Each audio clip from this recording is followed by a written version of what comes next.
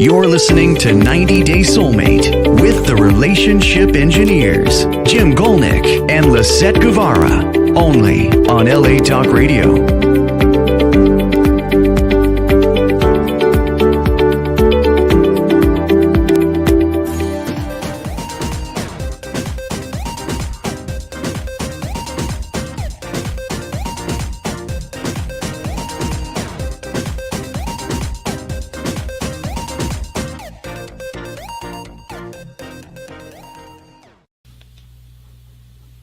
Welcome to 90 Day Soulmate with Lisett and Jim. Today, we've got an interesting show.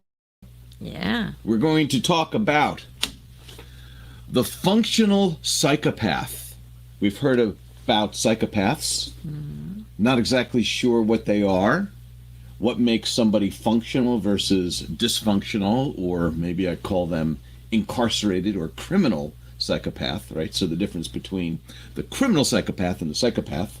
So maybe that is the same terminology when you call integrate psychopath. It could be. When you're integrated into into society. And psychopathic traits are on a, what do they call it? Spectrum. On a scale, on a none to overwhelming amount that you can't control, right? So there's a behavioral tendency for some people to have some of these traits, and some have so many of these traits and criminal behavior, and they can't do anything. Let's actually get into it and what is psychopathy, or what is it to be a psychopath?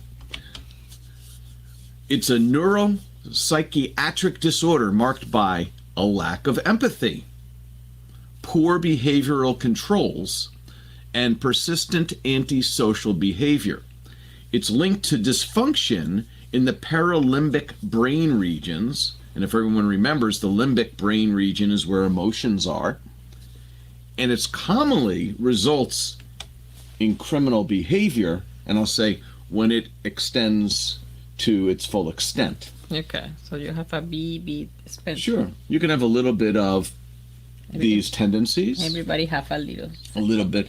Everyone tries to coerce and manipulate a tiny bit, maybe, to get their way, or at least, but they may also have a huge amount of empathy for somebody else, and therefore they don't push it to the point of a psychopath. Okay. Right? So let's continue on with this and talk more about where the paralimbic system comes into play in this type of behavior.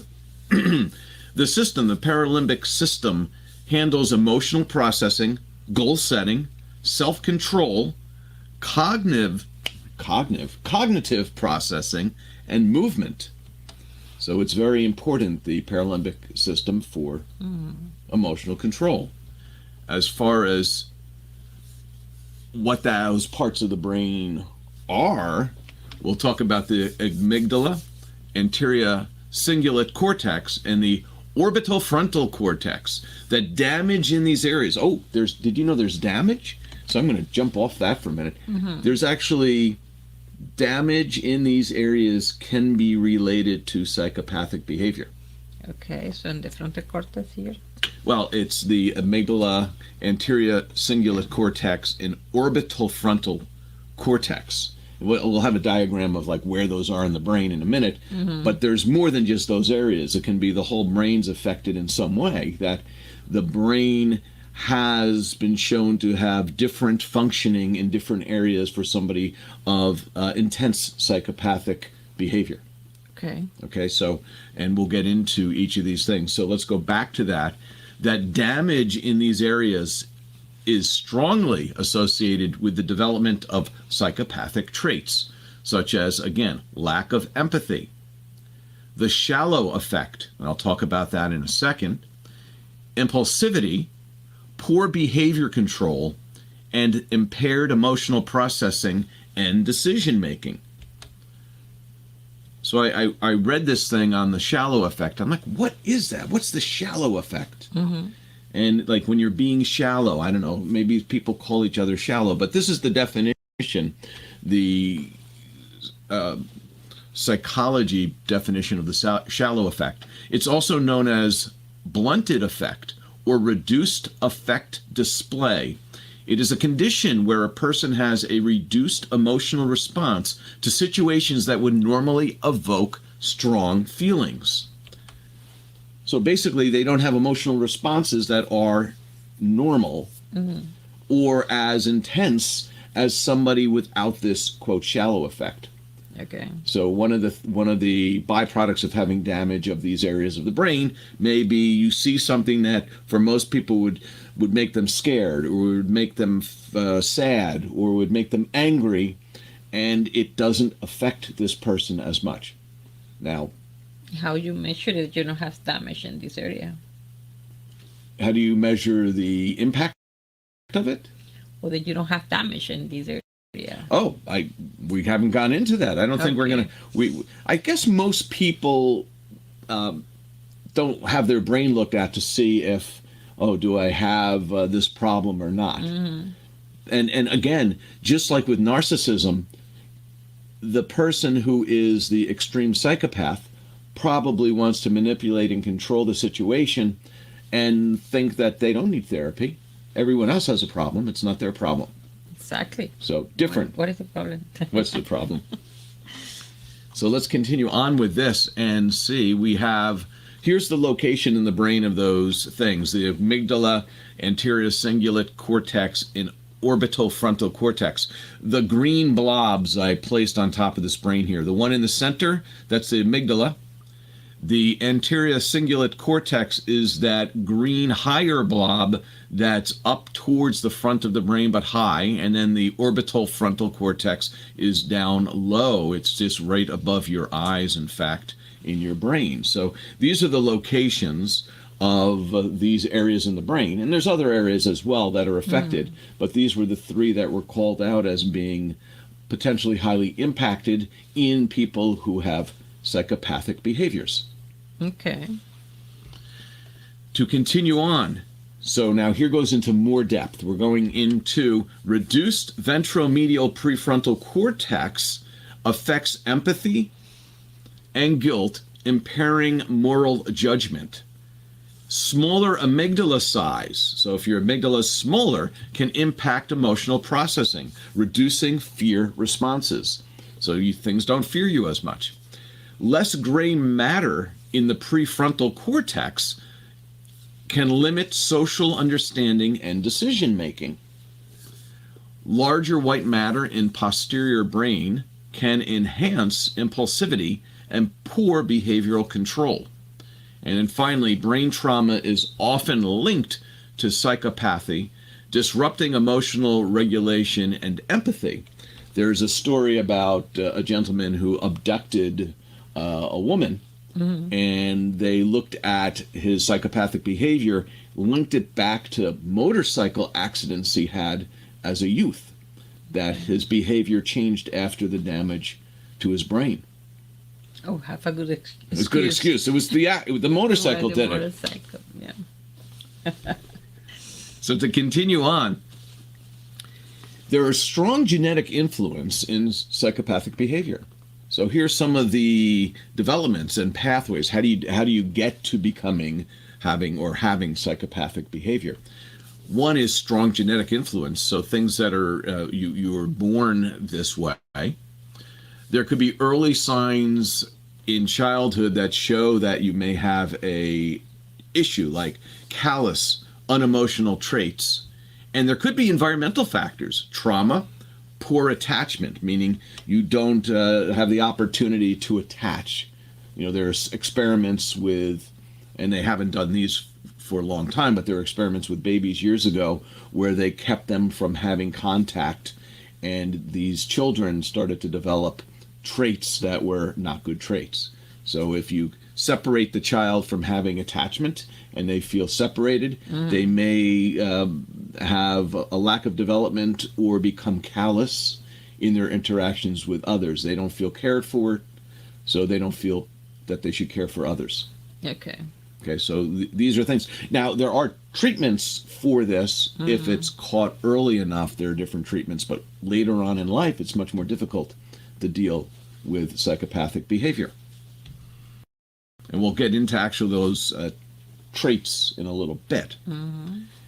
The DSM-5, the book of the APA, the American Psychiatric Association, doesn't actually have psychopathy as something you diagnose, but they say it could be a subset of something else. So it's not officially recognized as a disorder.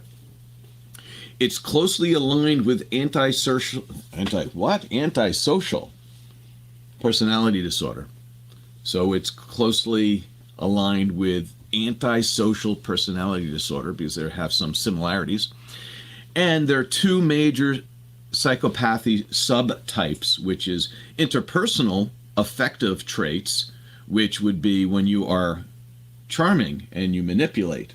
And the other is lifestyle and antisocial traits, impulsivity and criminality. So here are the two major things, and again, we're going to repeat this, is charm and manipulation as the front end of it, right? Being charming and manipulative, but then impulsivity and criminality, because of the lack of empathy, a person who is a psychopath would tend to do things that are criminal because they don't feel the pain of the victim. So they want to get their way, and they can do that through charm and manipulation, and they don't feel bad when they injure somebody else. So that is the psychopathic traits. So you can see how on a small level, manipulative and charming, potentially the charming part is what people like, right? They want someone to be charming and probably not manipulative. But then on the criminal behavior side and the insensitivity to their own actions are not good. So how about diagnosing psychopathy? What do you think? Here's a checklist. So this is a revised checklist by Robert Hare that you look at interpersonal relationships. Are they superficial? Are they charming? Or they actually have superficial charm, which is they're charming and nice, but it's all an act, which is being manipulative or manipulativeness. Affective, they have lack of guilt, shallow emotions, so they don't feel the same way others feel. They aren't as upset when others are upset. They're not as happy when others are happy. They don't have those deep emotions. Their lifestyle, they're impulsive. They need stimulation. And then they also have potential antisocial behavior where they have poor behavioral controls and criminality or things that can lead to criminality.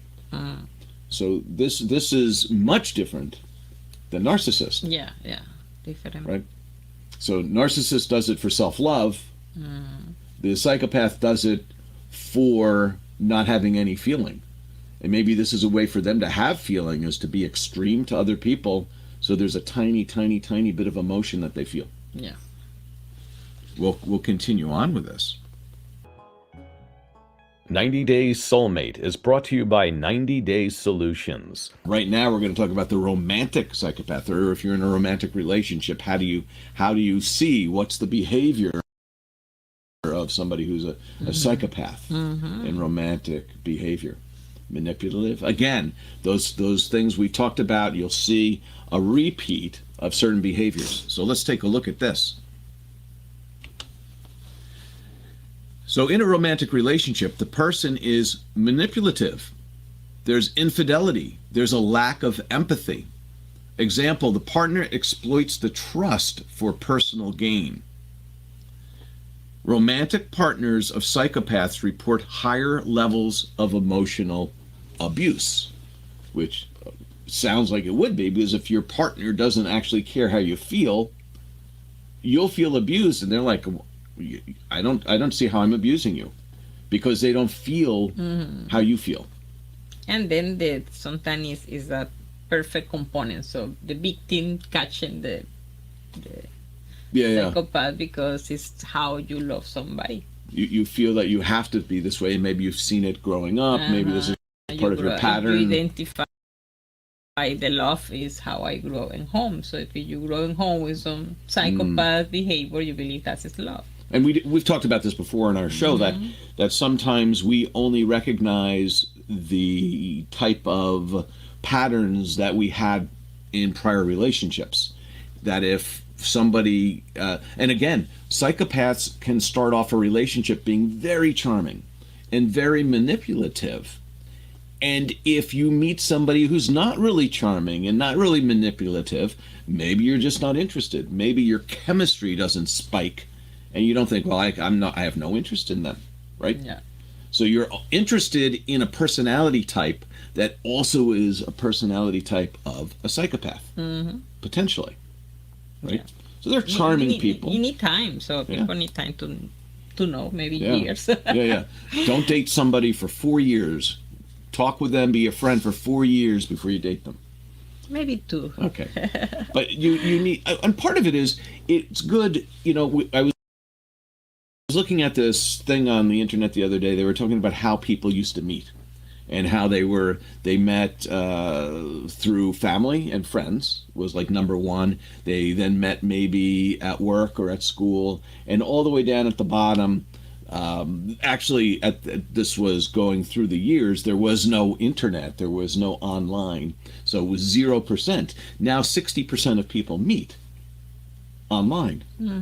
It kind of blows my mind. And online, you can have any fake, manipulative, charming personality you want, and you hide the bad. Yeah. Right? But you can have a good person too, so. Yeah. Yeah, a good person can also be charming. So you don't know. You need references. Get references. Get a list of references. So going back to that, we talked about some of the signs. Let's give a story example of this. And the story is that Sarah fell in love with Jack, who was an incredibly charming and attentive at the beginning of their relationship. So very, very intense beginning of relationship and promotion attentive. Time, like they call it. Exactly. However, as time went on, Jack began to show signs of manipulation. He didn't hold up signs, but he did.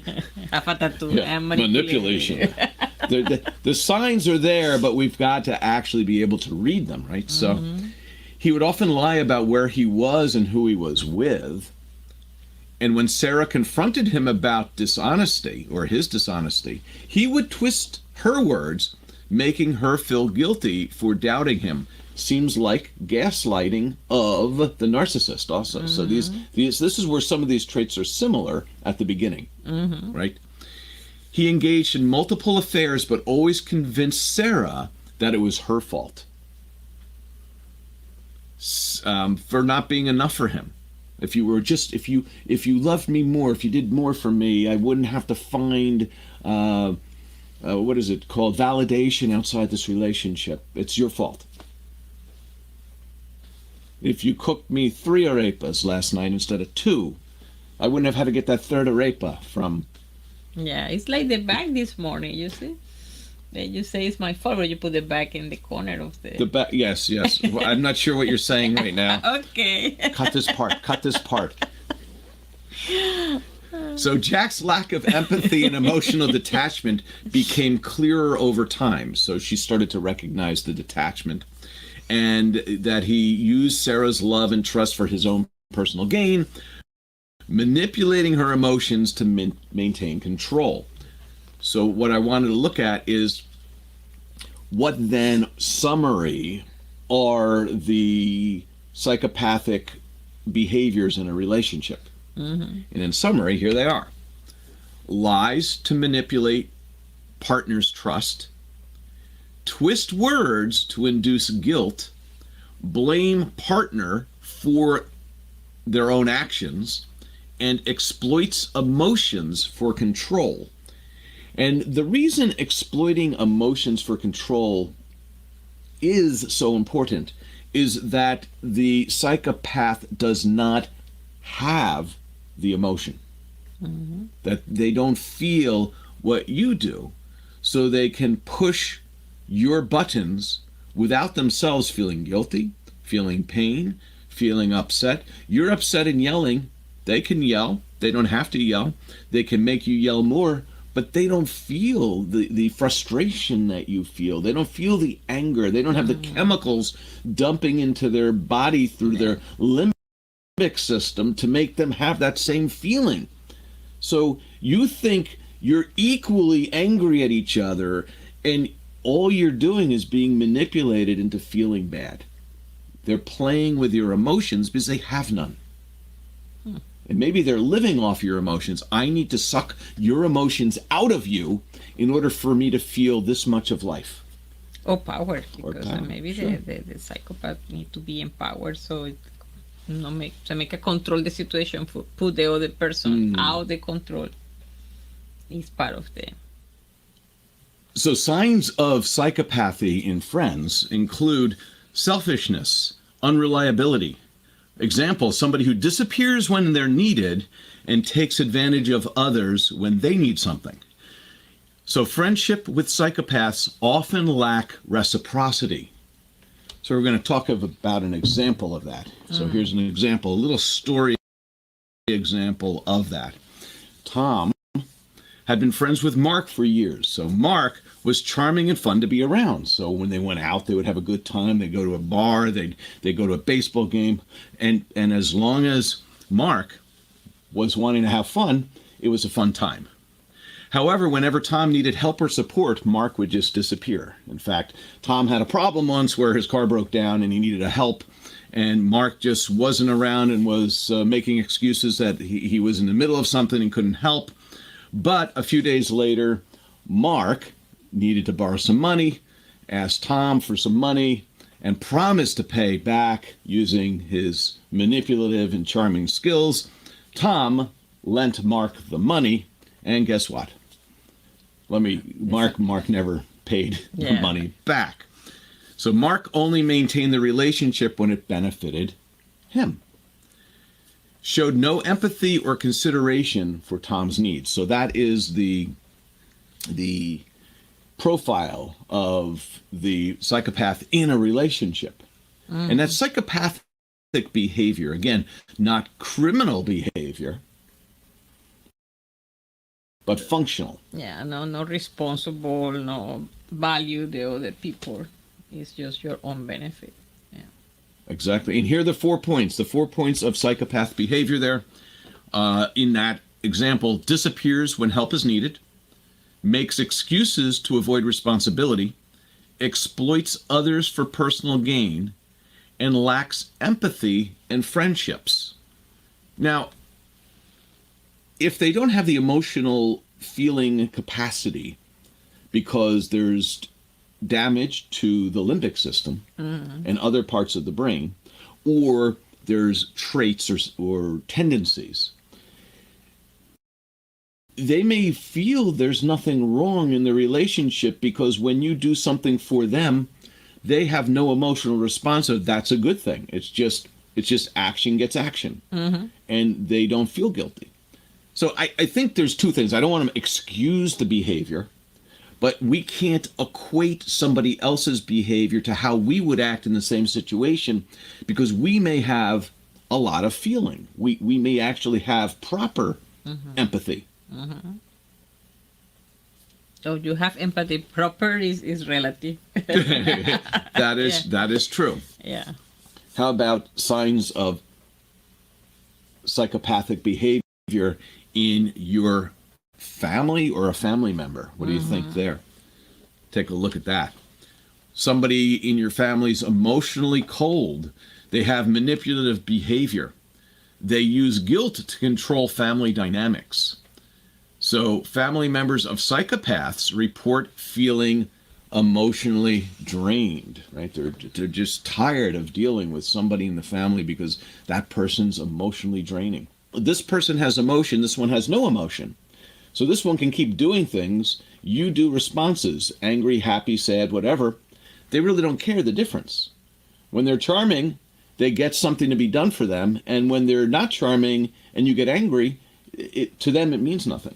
How about the psychopath also manipulate and create fake feeling to try to For themselves. but try to be the victim. So you see, I effort to take care of my mama, cry a little bit, and leave.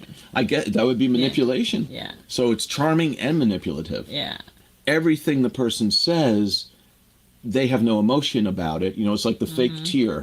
Like they're crying, but no tears coming down. I always do like that. Yeah. Sorry. Oh, and they poke themselves. They pull a little hair out and they start crying. Yeah. Yeah, so it's the fake emotion. So in this case, here's our little summary that in the family setting, the functional psychopath displays emotional coldness and detachment, manipulates family with guilt, avoids responsibility through excuses, and exhausts other with emotional control. That person controls the emotions of others because they have no emotions themselves, or very little emotion. And it's smart people. They can be smart people. Okay. And maybe emotional smart. they can, yes, they know how to push emotions, but they're actually probably looking at the behavioral impact, not the emotional impact. By making them feel this way, I get this response. And they don't care about the feeling. They don't have that chemical reaction. Like, you know how a lot of people mirror? Like, if I see someone sad, I'll feel sad too. You know what I mean? You know what I mean? You're me, I'm you. That's great. That the psychopath would not have those mirroring of feelings. Right? Okay. So if you're sad, they would just be looking at you like, I don't understand why you're sad. You know, if you're happy, it's like, oh, great, they're happy. Now, what can I get out of them? Okay. You know, can I borrow $1? How about signs of psychopathy in the workplace? What do you think about that? That is interesting. Okay.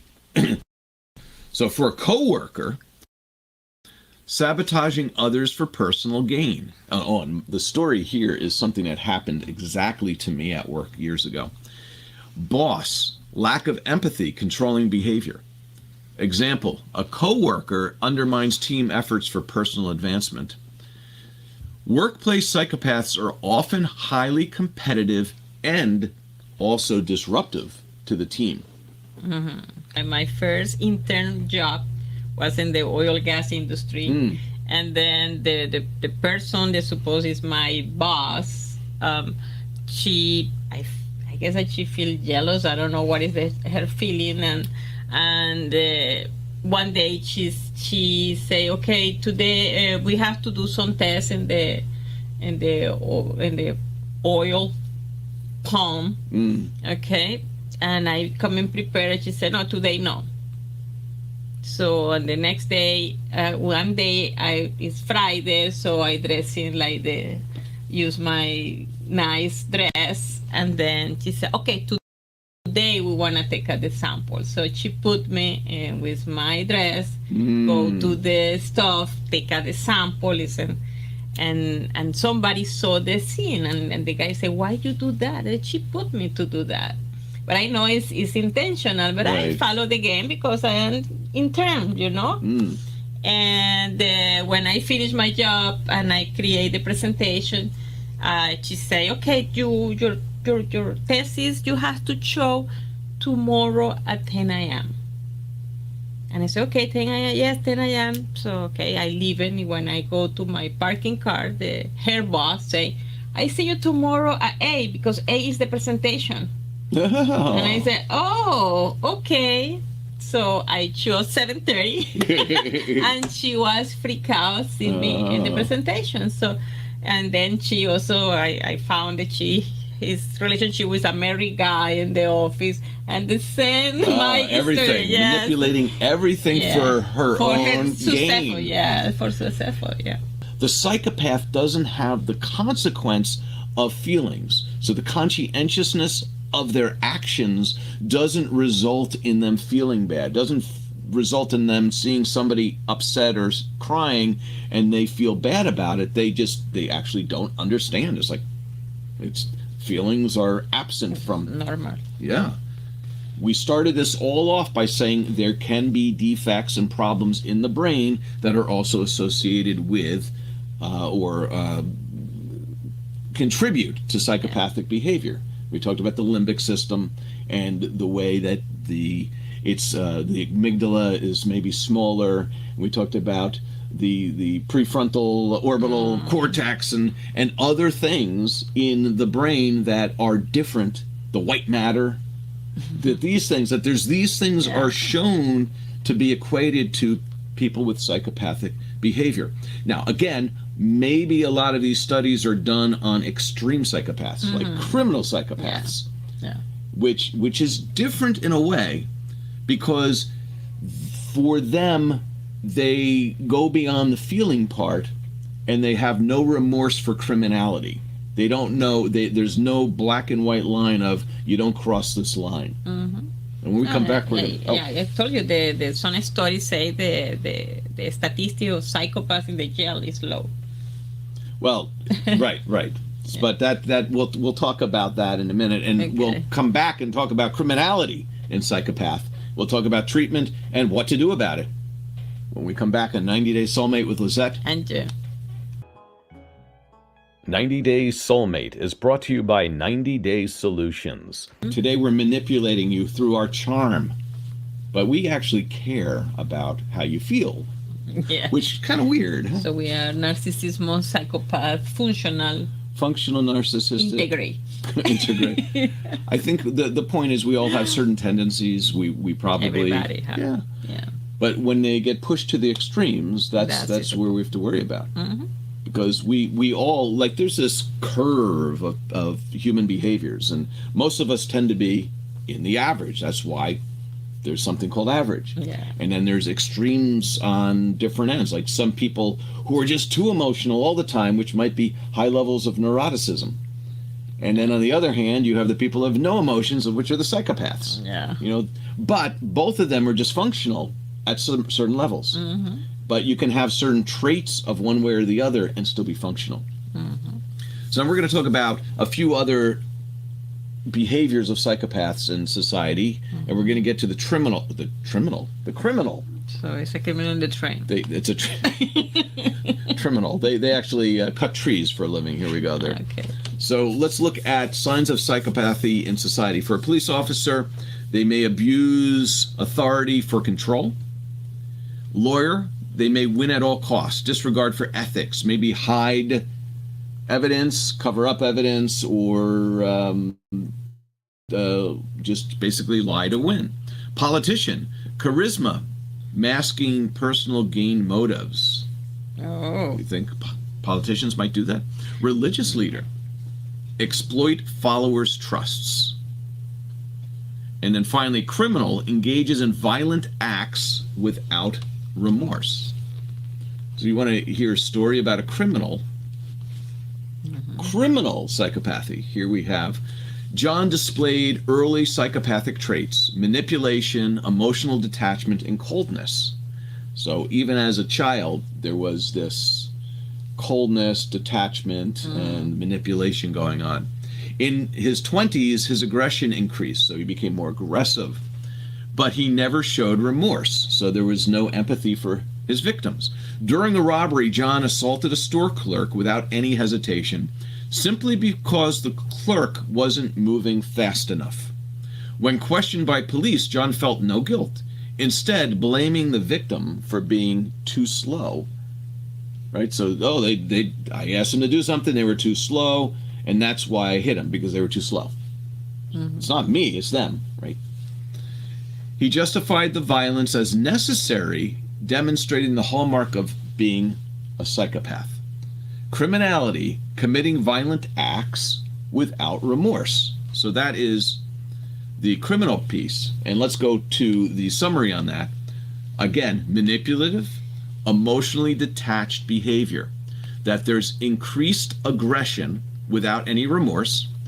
You can assault a victim. In fact, John did. He assaulted a victim with no hesitation, justifies the violence, and blames the victim. So that's criminal psychopathic behavior. So what's the difference between the functional an uncontrolled psychopath. Okay. What is? For a functioning psychopath, they may be in a high-risk profession like corporate, law enforcement. Controlled behaviors lacks overt criminality, so they have control over their behavior. So they're manipulative, they have no remorse, but they control their behavior within the legal limits as best they can. Where the uncontrolled psychopath, they're erratic, they're impulsive, they're unable to maintain stable relationships or jobs. So they go beyond the functional. They can't keep relationships because they're so psychopathic. Mm-hmm. They can't keep jobs because they're so psychopathic. And they also will do criminal behavior, and they go beyond the line because they basically don't see their behavior as being criminal or don't care. Right? So the criminal psychopath, inability to control impulses. Criminal psychopaths often engage in violent, reckless, or illegal activities due to a lack of impulse control. In criminal behavior, they regularly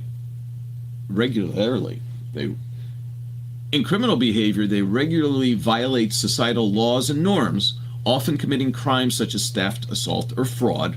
Their lack of empathy enables them to engage in these acts without remorse. The risk of incarceration.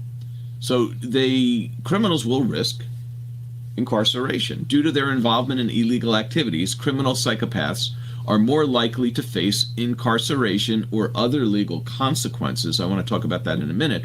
And they have high levels of aggression. Their aggressive behavior often manifests in physical violence, and they typically lack guilt or remorse for the harm they cause. I want to go back to the risk of incarceration. If the psychopath has low level of emotion, how impacted are they by incarceration? Maybe less so. You know, when they get into fights in the jail, yelling, verbal, it doesn't matter to them. It's just all a game. It may only be the physical harm that comes to them that they worry about, but the mental harm and anguish just isn't there, the emotions. So as far as a functioning psychopath, the big difference is the functioning psychopath has controlled behavior, so they control themselves better. They have impulse control. They can control their impulses enough to avoid illegal activities, although they may still manipulate or exploit others. They may be successful in high-stakes environments. They're found in careers where traits such as fearlessness, lack of empathy, and cold rationality are advantageous.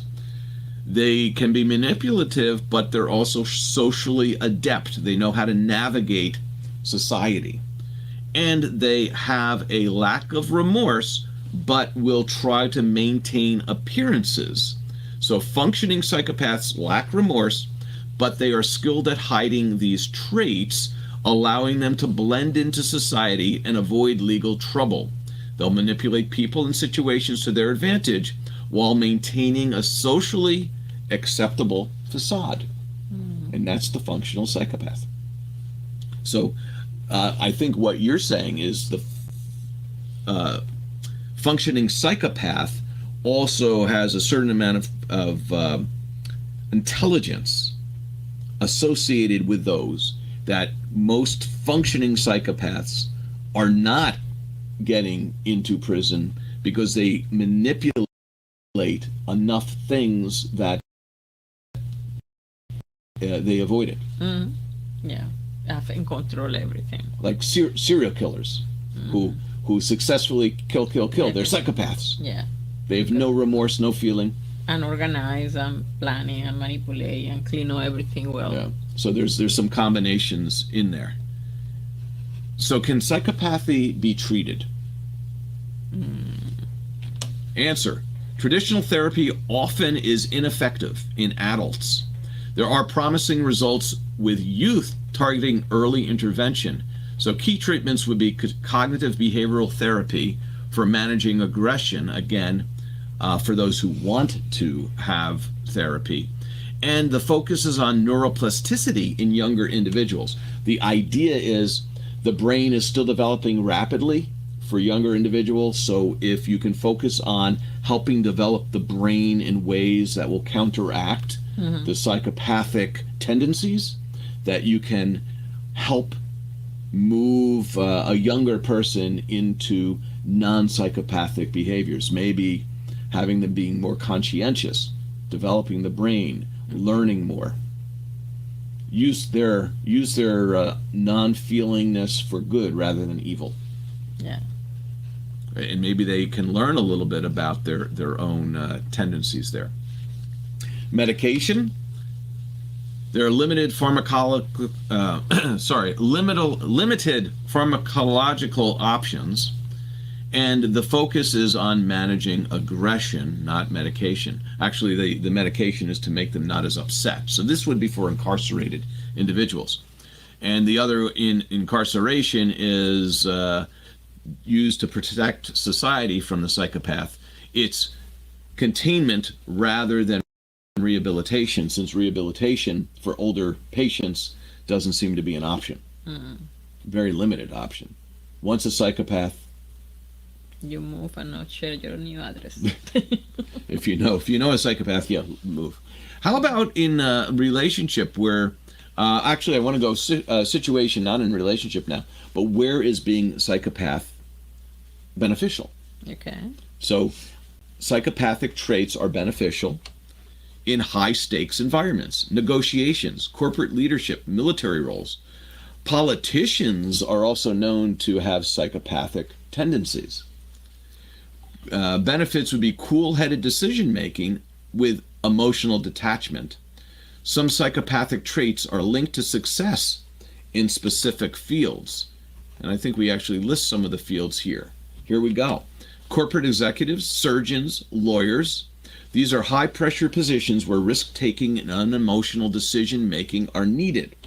And we have to, again, separate functional psychopath from criminal psychopath, or dysfunctional. Dysfunctional, yeah. That you can have tendencies of psychopath. You can even be a psychopath, but you can say maybe you have enough conscientiousness to not do the criminal behavior. But you'll manipulate, you'll charm, you'll get into arguments, and you don't have the consequences of emotions. Yeah. So again, it's having human interaction without the consequences of emotion. Emotion moves us to certain behaviors. And when you don't have that feedback, you don't have the natural emotional feedback that others, normal others, do in society, that means you can act in ways that normal people won't, because you don't have the rein. You don't have the reins on you. You don't have emotions pulling you away from being mean or angry or getting upset and crying. If you don't have those emotions pulling on you, your behaviors then can be drastically more widespread than somebody who's Yeah, and also I'm thinking in doctor, when the doctor need to say some family, hey, your patient have a problem, or maybe people not survive or something like that, or it's high risky. You need to move your emotion, because you cannot go and cry with the family. It's not professional. So you and that's one of the things I said is surgeons have to be able to act without the emotion. When they're cutting into somebody and they know this is a very delicate procedure, if they're all filled with nervousness because of the emotion, it can make their job performance not as good. So let's talk about if you're in a relationship with a psychopath. We're going to say, hey, if there's a way for you to get therapy. This is almost like narcissism. It's the, quote, victims of the narcissist, the victims of the psychopath, that are the ones who seek therapy to help themselves deal with it. So the number one thing is, if you can get out or you're not yet in deep in the relationship, notice the signs of somebody's a psychopath. Manipulation, charm, and lack of empathy. Be aware of emotional manipulation, establish boundaries, and leaving a psychopath partner significantly improves mental health. These things are difficult, of course, right? So The other thing, this is I highlighted this next thing, and there's a reason I highlighted it. This has to be dealing with psychopaths at work or just in everyday life. Okay. Okay. Set clear boundaries. Avoid engaging emotionally, since you would be the only one who's actually engaging emotionally. They don't have emotions. You think being angry at them is going to impact them. You think being sad, you think telling them your feelings is going to change their behavior.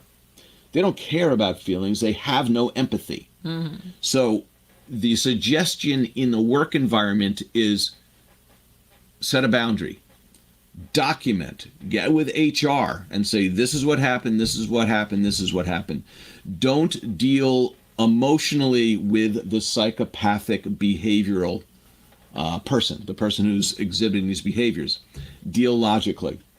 I will never talk with you again. Like I told the guy, I will never help you again. I'm not angry at you. I'm angry at myself for helping you these past couple of times. I will never help you again. Set a boundary, right? So that is how you deal with it. Okay. Instead of expecting a different result next time. Next time, can you please, share that I helped you with this? It's not going to happen. I do the revenge. I share bad information. Bad information. So he fell. Oh, sorry. That's not the psychopath characteristic. So going back is workplace strategies emphasize keeping psychopaths accountable through clear expectations. So clear expectations, how you are going to deal with them. If you are going to deal with me on anything in the future, I need it in writing. So sometimes you have to deal with somebody who says you told them to do it this way, and they're manipulating you and they're just trying to get you in trouble. Okay, from now on, whenever I tell you that I need you to do something or I ask for something, I'm putting it in writing.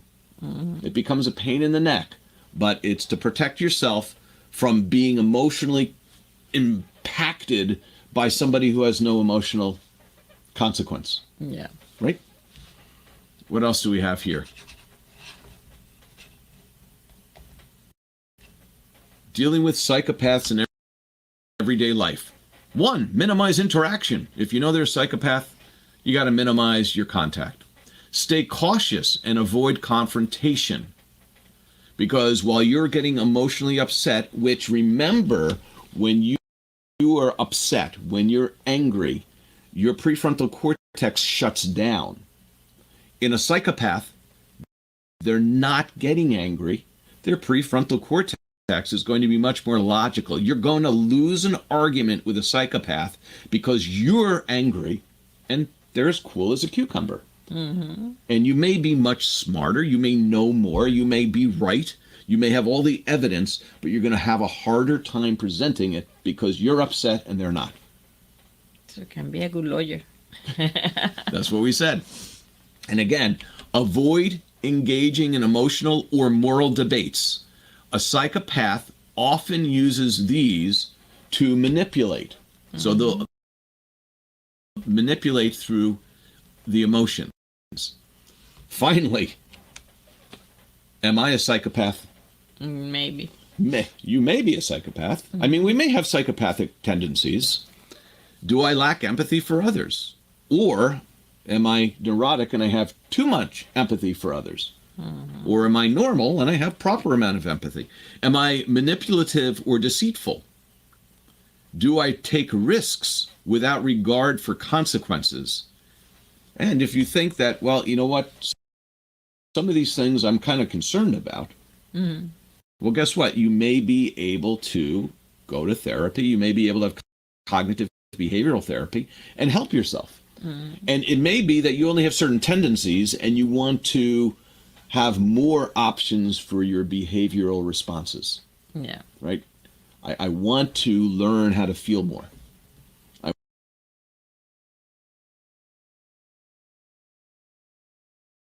want to become more,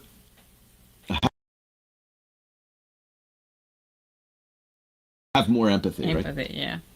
I want to show more emotions. I don't want to keep quiet. I want to share that, and I want to be able to do that without losing my mind. So in summary, mm-hmm. Psychopathy is a complex, multifaceted disorder. Early interventions in youth can offer hope to youth because they have the neuroplasticity that helps them have other ways of behaving if they learn how to do it at a young age. Functional psychopaths can thrive in certain environments, but unchecked behaviors pose significant societal risks. We now can recognize psychopaths by their manipulative and charming behavior, where you feel that you are much more emotionally impacted by their actions than they are. When you see that and you feel that, know that an argument with a psychopath is a losing battle. Like we talked about, your prefrontal cortex shuts down. You need to know when to, hold them? You need to know when to fold them. Yeah. That just, you know what? I'm going to cut my ties. I'm going to have a specific boundary, and I'm going to deal with this person in writing. If it's work related, or if it's a friend, you may just say, you know what? No more. Yeah. And his family? If it's family, that's You a tough move. one. You You move, no address. Don't share the address. In any case, we hope we tackled a complex topic today with a little bit of fun, a little bit of keeping your interest, and hope you tune in next week to 90 Day Soulmate with Lisett. And Jim. Have a great See week. you. You're listening to 90 Day Soulmate with the Relationship Engineers, Jim Golnick and Lisett Guevara, only on LA Talk Radio.